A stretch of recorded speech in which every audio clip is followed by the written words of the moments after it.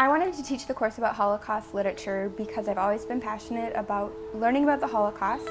I have family who've been involved on both sides. I have family who've been involved with resisting the Nazi movement in Holland, and I have family who also were killed as a result of the Holocaust. They were Jews. I've grown to just really feel it important to learn about it and to remember.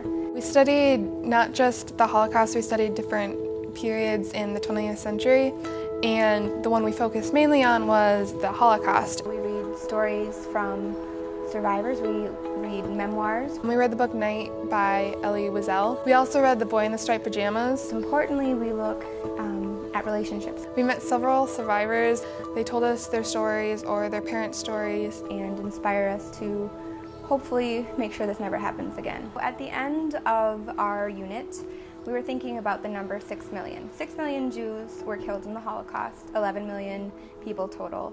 And we were trying to wrap our mind around, what does that look like? We have a really hard time getting away from numbers and actually understanding faces. And we've met some of these faces and we've heard some of these stories.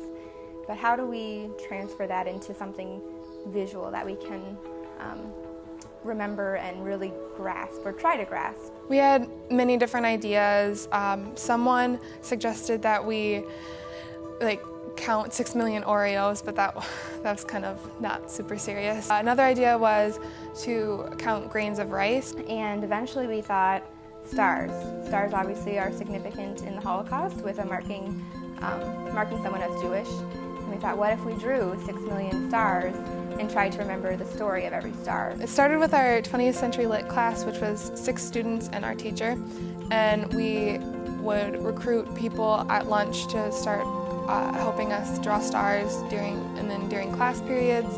And then we had our whole school take time to draw stars. At the end of the school year, we had just passed 250,000. We will hopefully be to 500,000 by summer's end. We kind of set smaller goals. We'll have, by this week we want to have this many stars, and by this week we want to have these people do these stars, and so we'll have small goals that will eventually get to the big goal. Ideally, by the end of next school year, we would like to have drawn 6 million stars.